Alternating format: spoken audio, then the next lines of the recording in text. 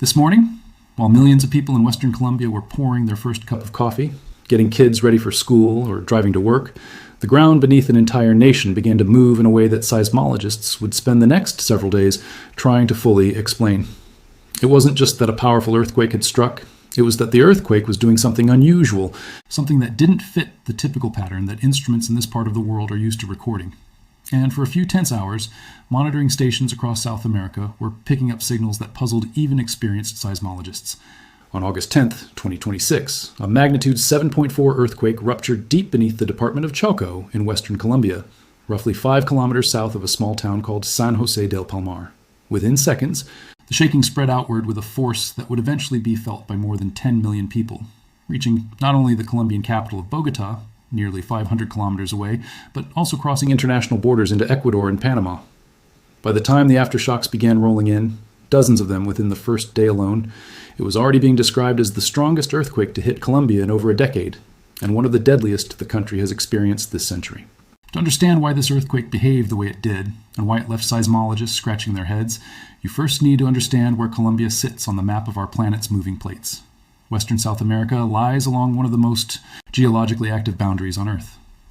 Here, the Nazca Plate, a slab of oceanic crust beneath the Pacific Ocean, is slowly diving underneath the South American plate, in a process geologists call subduction. This isn't a gentle process. The Nazca Plate is being forced downward at an angle, sliding beneath the continent at a rate of several centimeters per year, a pace that sounds slow until you remember that this has been happening continuously for tens of millions of years.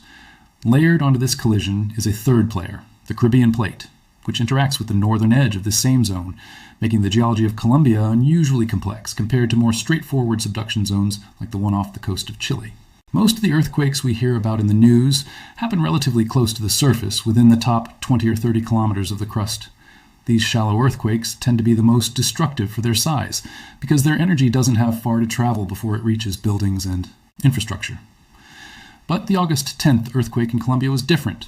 According to the United States Geological Survey, it occurred at a depth of approximately 110 kilometers. The Colombian Geological Survey placed it slightly shallower, at around 96 to 103 kilometers, a common discrepancy that happens when different monitoring networks use different models to calculate depth. Either way, this was not a shallow rupture. This was what seismologists classify as an intermediate depth earthquake, and that classification matters enormously for understanding both the danger it posed and the scientific mystery it reopened. To put the Nazca Plate's motion in perspective, this piece of oceanic crust has been sliding beneath South America for roughly the last 23 million years, a geologic timescale that has, layer by layer, built the entire Andes mountain range through repeated compression and uplift. Every major earthquake along this boundary, whether in Chile, Peru, Ecuador, or Colombia, is essentially another small installment in that mountain building process.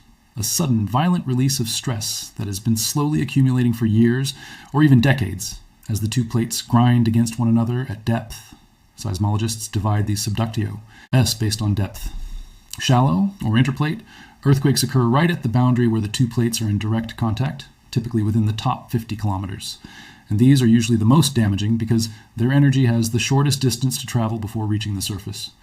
Intermediate depth earthquakes, like the one that struck Choco, occur within the subducting slab itself, anywhere from ABO, T50 to 300 kilometers down, well past the zone of direct plate contact. Deep focus earthquakes go even further, occurring as far down as 700 kilometers, deep enough that the surrounding rock is under pressures and temperatures that would seem to make earthquake rupture almost physically impossible by ordinary standards. Here's where things get genuinely strange, in a scientific sense rather than a conspiratorial one. At depths beyond roughly 50 to 70 kilometers, the immense pressure and heat inside the Earth should, according to our basic understanding of rock mechanics, make it essentially impossible for rock to fracture suddenly the way it does near the surface. Down there, rock is expected to behave more like warm plastic than brittle stone. It should bend and flow under stress rather than snap and release energy in a violent, instantaneous rupture. And yet, intermediate and deep focus earthquakes happen regularly all over the world, at depths ranging from 70 kilometers down to nearly 700 kilometers. This has been one of the most persistent open questions in seismology for almost a century. Scientists have proposed several explanations, including a process called dehydration embrittlement, in which water trapped in minerals within the subducting slab is squeezed out under heat and pressure, temporarily weakening the surrounding rock enough to allow it to fracture. Another theory involves a phase transition, where certain minerals in the slab suddenly change their crystal structure, causing a rapid collapse that mimics the seismic signature of a fault rupture. Neither explanation has been fully confirmed. The debate among geophysicists is very much alive. So, when instruments recorded this earthquake behaving in ways that didn't match the simple, expected pattern of a shallow strike-slip rupture, it wasn't because something otherworldly was happening. It was because this earthquake sat squarely inside one of the genuine unsolved puzzles of modern earth science. Adding another layer to the mystery, the region around San Jose del Palmar isn't just any patch of subduction zone. It sits near the northern edge of what scientists call the Cauca cluster, a peculiar concentration of intermediate depth earthquakes located in the mantle wedge above the subducting Nazca slab. Under normal circumstances, this part of the mantle, the wedge of rock sitting between the descending oceanic plate and the overriding continental plate, is far too hot to support the kind of brittle failure that produces earthquakes. It should be soft and ductile, not capable of snapping and releasing seismic waves. But thermal and petrological models, built by researchers studying this specific region, suggest that a piece of ancient oceanic crust, part of what's called the Panama-Choco terrain, got dragged down into the subduction zone long ago, and now sits in an unusually cool pocket within that. Otherwise, hot mantle wedge. That cooler than expected patch of rock may be exactly what allows earthquakes to occur where, by all normal rules, they shouldn't. This is a real, actively studied anomaly, not a fringe theory, and it's precisely the kind of localized geological quirk that can make seismic sensors and analysts sit up and take notice when a big rupture happens nearby. Now, about those instruments and what they actually recorded. Modern seismology relies on a global network of sensors, seismometers that detect the faint trembling of the ground, GPS stations that measure how much the Earth's surface physically shifts, and increasingly infrasound and even satellite-based systems that can detect subtle changes in the atmosphere or ionosphere linked to major quakes. When the Columbia earthquake struck, seismic stations across the region picked up a rupture pattern consistent with strike-slip faulting, meaning the two sides of the fault slid horizontally past each other, rather than one side thrusting up and over the other. Independent seismologists noted that it wasn't entirely clear which of two possible fault orientations was responsible, a northeast trending fault with left lateral movement, or a northwest trending fault with right lateral movement.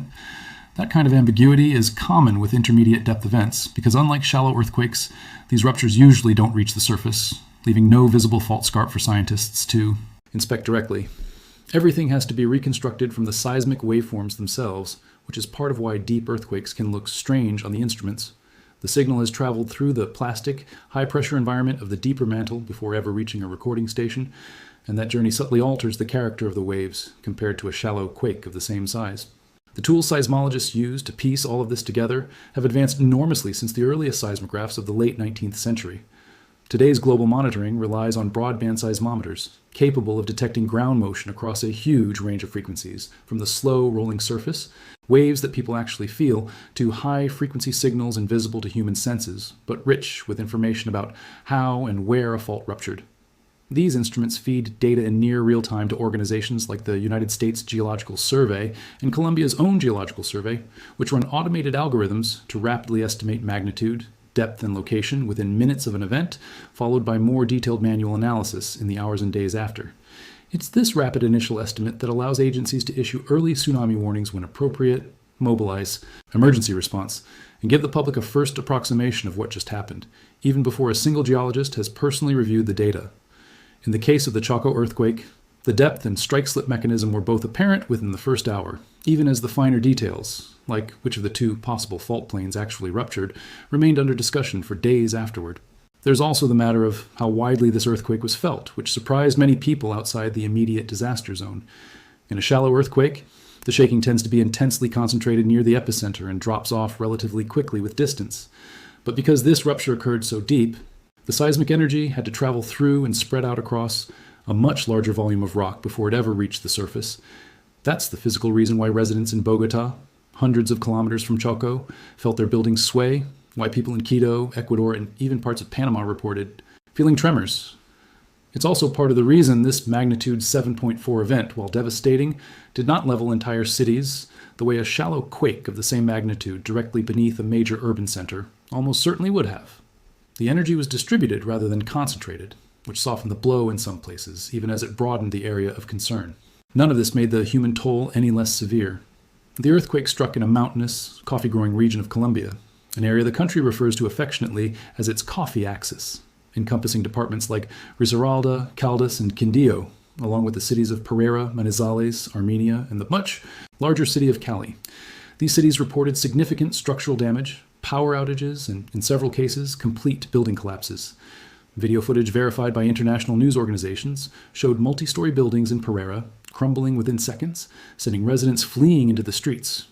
In the days following the disaster, Colombian authorities and international agencies worked to establish an accurate death toll, a process that, as is typical in the aftermath of a major earthquake, saw the number climb steadily as search and rescue teams worked through collapsed structures, and communication was restored to isolated communities.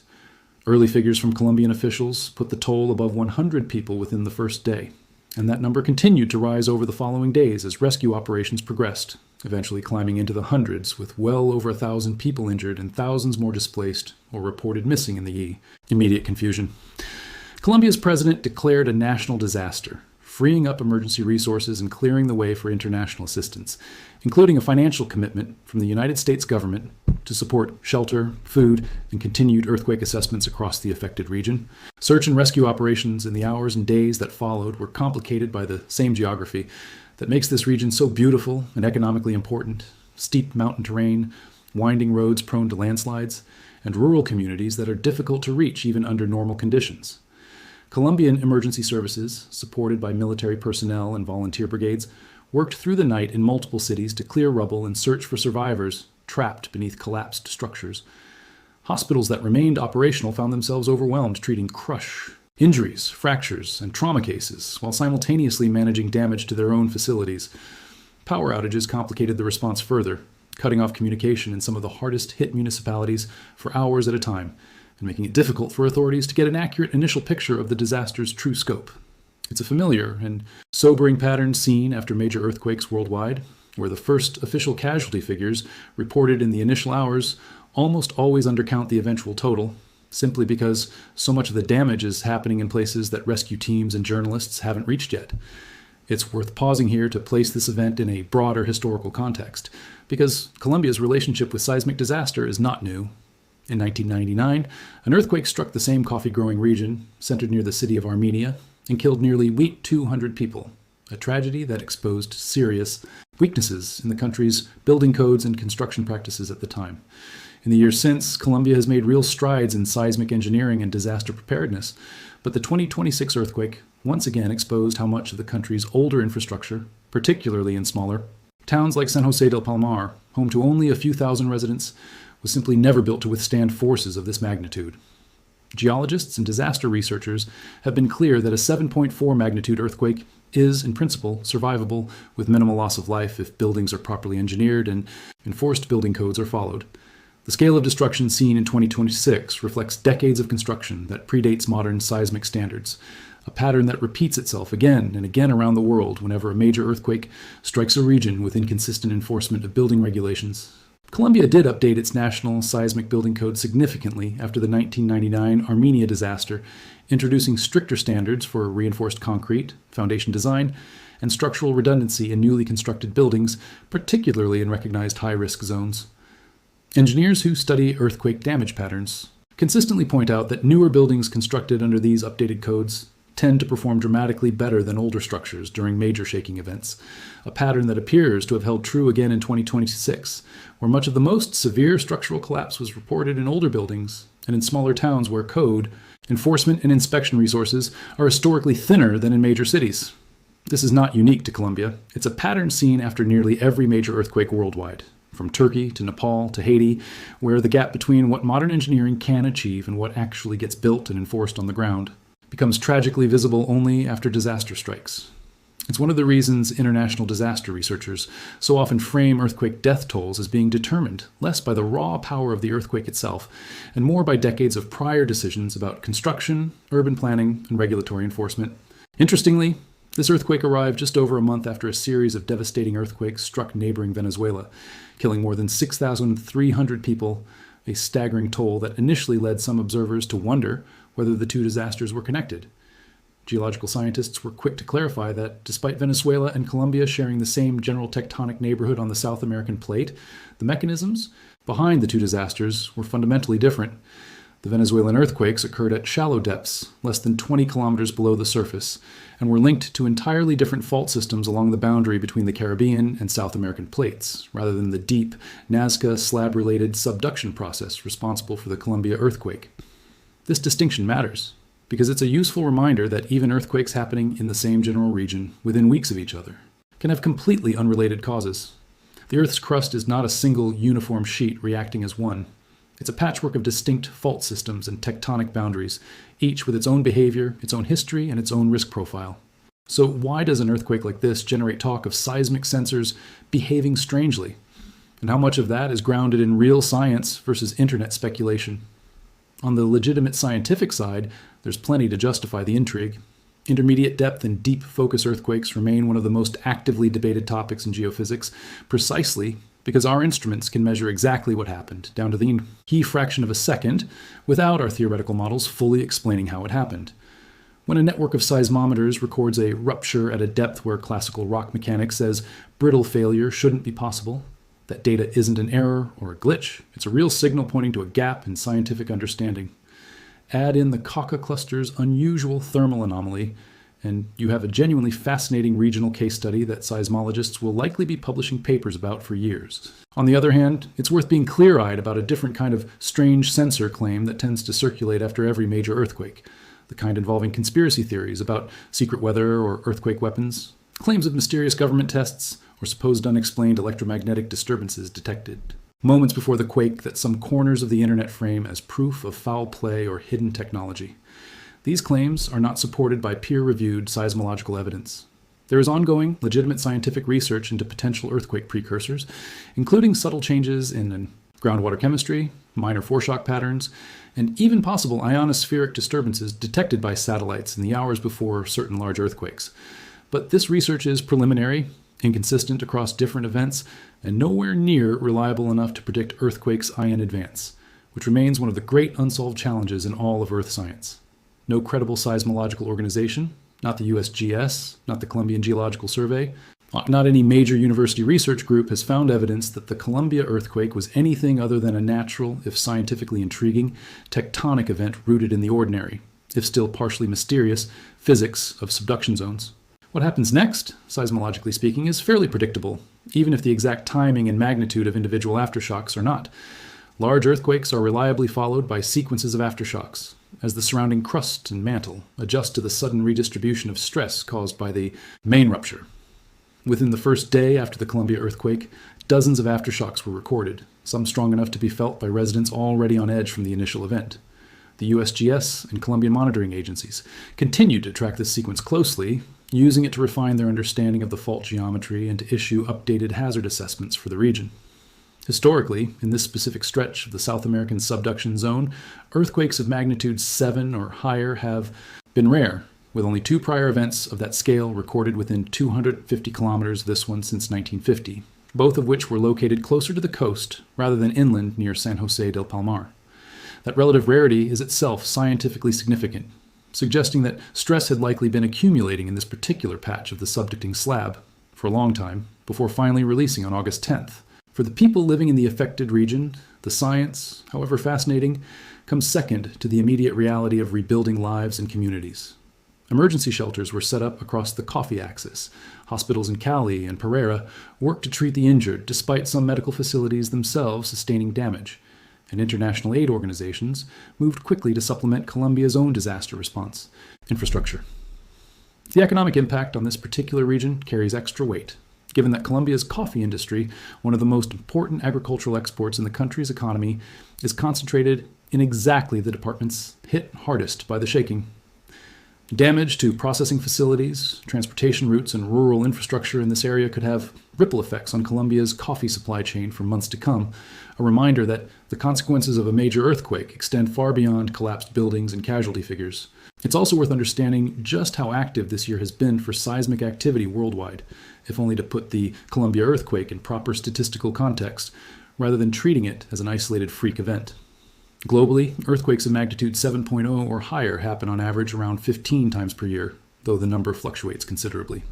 Earlier in 2026, a magnitude 7.5 earthquake struck near Tonga in the Pacific, and Japan experienced its own significant intermediate depth event off the Sanriku coast, a magnitude 7.4 to 7.7 quake, depending on which agency's measurement you use, that was similarly caused by complex fault interactions at depth. These events, though separated by thousands of kilometers, are all expressions of the same underlying planetary process, the constant grinding motion of tectonic plates that has been reshaping Earth's surface since long before humans existed to record it. What made the Columbia earthquake stand out wasn't just its size, but the specific scientific window it opened into the unresolved mechanics of intermediate depth rupture in one of the few places on the planet where that phenomenon occurs in an unusually shallow and well-studied mantle wedge setting. Zooming back out to the bigger picture, this earthquake serves as a vivid case study in why seismologists continue to invest heavily in dense networks of ground motion sensors, GPS stations, and international data sharing agreements throughout the Andes and the broader Pacific Ring of Fire.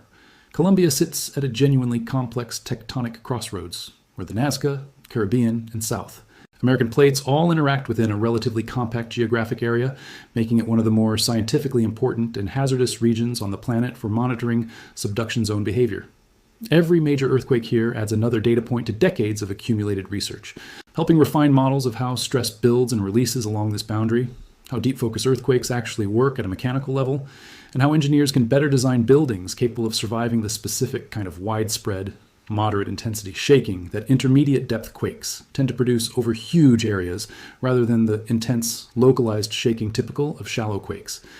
As recovery efforts continue in Choco, Risaralda, Caldas, Quindío, and the city of Cali, the scientific community will keep studying the waveforms recorded on August 10th, refining their models of the Cauca cluster, and debating exactly which fault and which physical mechanism triggered a rupture at a depth where our textbooks say it shouldn't have been possible in the first place. That ongoing puzzle, playing out in seismology labs and research papers over the coming months and years, is the real story behind the headlines about strange sensor readings.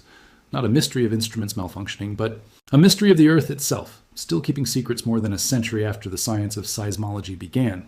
Secrets that only get uncovered one earthquake, one dataset, and one patient researcher at a time.